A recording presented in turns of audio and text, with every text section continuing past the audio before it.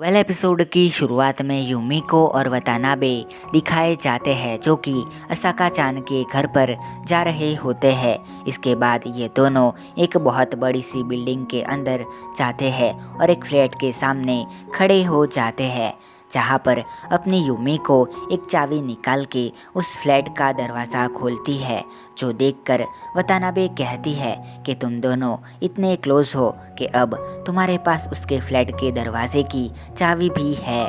और यूमिको कहती है कि नहीं, ऐसी बात नहीं है। जब रिकॉर्डिंग ख़त्म हुई थी तब उसने असाका चान के पास से वो चाबी ले ली थी। आज वो चाबी उसे लौटाने वाली थी, क्योंकि आज छुट्टी है तो असाका चान पूरे दिन सोती रहती है।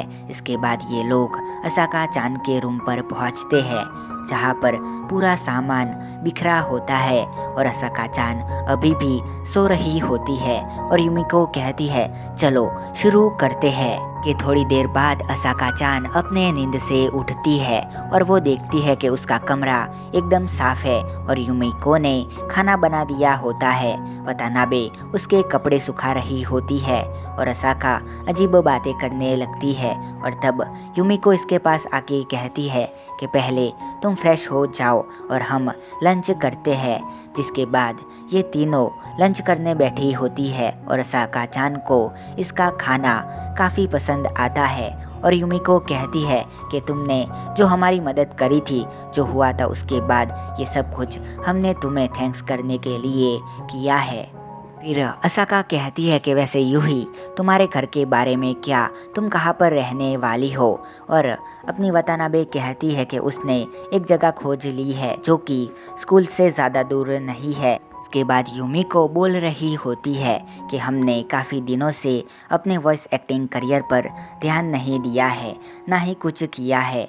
और जो लोग थे जिनको वॉइस एक्ट्रेस के प्रोफेशनल और पर्सनल लाइफ के बीच इंटरफेयर करना पसंद था और मज़े लेते थे, उनके लिए रियल फैंस ने ओरिजिनल पिक्चर अपलोड करना शुरू कर दिया है। जो कुछ लोग थे वो रियल फैंस को ट्रोल करने लग गए थे, मगर ऐसे लोगों के लिए ऑलरेडी कुछ लोग प्रिपेयर थे जिन्होंने ट्रोलर्स को ही ट्रोल करना शुरू कर दिया था। बाद इन लोगों को कोई भी दिक्कत नहीं आई है और अब इनके बारे में सब लोग भूल गए हैं। इसके बाद ये दोनों वापस जा रही होती है और यूमिको कहती है क्या कहती हो, अपने काम पर फिर से फोकस करते हैं और इस ऑडिशन में मैं अपना बेस्ट दूंगी। और वतानाबे कहती है सच में क्या तुम उसके लिए ऑडिशन देने वाली हो। और यूमिको कहती है तुम भी उसके लिए ऑडिशन देने वाली हो। वैसे मैं एलिसिया का रोल प्ले करने का ट्राई करूंगी और शायद तुम भी वही करना चाहोगी। जिसके नेक्स्ट सीन में यूमिको अकेली ऑडिशन देने आई होती है और जो डायरेक्टर होता है वो अपने काम को लेकर काफ़ी स्ट्रिक्ट होता है और उसे सारी चीज़ें परफेक्ट चाहिए। और यूमिको को अपना वो रोल मिला होता है जो कि एंटागोनिस्ट का होता है, मतलब कि नेगेटिव रोल। और ये डायरेक्टर यूमिको को अपनी लाइंस बोलने को कहता है और यूमिको अपने डायलॉग्स बोलती है। जिसके एक वीक के बाद का सीन दिखाया जाता है जहाँ पर कगासाकी यूमिको से बात करती है और उससे कहती है यूमिको के पास अभी बहुत बड़ा रोल आया है और ये रोल कामाशीरो के एनीमे से होता है। और यूमिको कहती है लेकिन वहाँ पर तो पॉपुलर एक्टर और सीनियर एक्टर काम करते हैं, क्या कगासाकी ने कुछ किया है। कगासाकी बताती है कि जो कामाशीरो है उसके एनिमे के अंदर एक कैरेक्टर है जिसके रोल के लिए उनको कोई भी परफेक्ट आर्टिस्ट नहीं मिल रहा था। तो जो सुगेत्सिता है जिसने अपने यूमिको का ऑडिशन लिया था, उसने यूमिको का नाम कामाशीरो को रिकमेंडेड किया है। और उसका नाम सुनकर यूमिको कहती है हाँ तो वो तो। एंड फिर इसके बाद कगासाकी कहती है अच्छा फिर वो तुम्हारा टेस्ट ले रहे थे कि तुम नेगेटिव रोल प्ले कर सकती हो या फिर नहीं। यूमिको कहती है मैंने सोचा था कि जैसे मैंने ऑडिशन दिया है उसके बाद मैं अपनी कोई भी छाप वहाँ पर नहीं छोड़ पाऊँगी। और कगासाकी कहती है कि वैसे मैं भी तुम्हें किसी दिन नेगेटिव रोल में देखना चाहती हूँ। अपने कगासाकी यूमिको को उस कैरेक्टर के बारे में जानने के लिए उस कैरेक्टर के लगता कोई भी मटेरियल दे देती है और यूमिको इसके बारे में पढ़ती है और कहती है कि ऑडिशन कब है और कगासाकी कहती है कल सुबह 10 बजे। और ये सुनकर यूमिको बहुत चक्की रह जाती है कि वो कल है और इसके पास ज़्यादा टाइम नहीं है और इसे बहुत ज़्यादा प्रैक्टिस करनी पड़ेगी, साथ में उसे उस एनीमे को फिर से देखना पड़ेगा।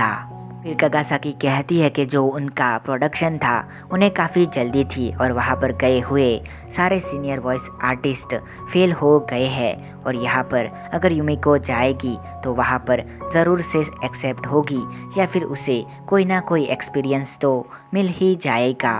यहाँ पर कामाशीरो अपने प्रोजेक्ट पे काम कर रहा होता है, साथ में हाई स्कूल रेडियो शो को भी सुन रहा होता है जहाँ पर आज अपनी वतानाबे काफ़ी गड़बड़ कर रही होती है और यहाँ क्लास में वतानाबे का मूड काफ़ी ख़राब होता है और यूमिको कहती है कि उसने शो के बाद मुझसे बात भी नहीं करी है और वकाने कहती है कि तुम्हें उसके पास जाके माफ़ी मांगनी चाहिए क्योंकि तुमने ही कुछ किया होगा। और यूमिको कहती है हाँ वैसे हम दोनों ऐसा करते रहते हैं कि उसे मुझ पर गुस्सा आ जाता है और ये कहती है तो फिर तुम्हें उससे माफ़ी मांगनी चाहिए। के बाद वतानाबे कहीं पर बैठ के लंच कर रही होती है और यहाँ पर अपनी यूमिको भी आ जाती है और इसके पास जाके बैठ जाती है। मीको अपना लंच निकालती है और कहती है आखिर तुम मुझसे किस बात पर गुस्सा हो, काफ़ी टाइम से मैं तुम्हें ऐसे देख रही हूँ। और वतानाबे कहती है कोई बात नहीं है, बस मैं थोड़ी थक गई हूँ। और यूमिको कहती है बताओ भी मुझे।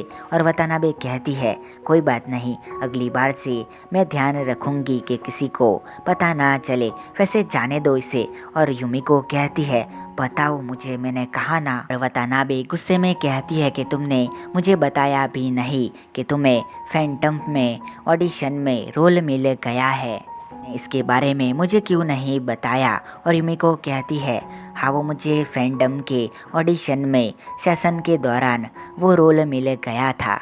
एंड फिर अपने मन में कहती है मैंने सोचा था कि मैं और वतानाबे इसे सेलिब्रेट करेंगे।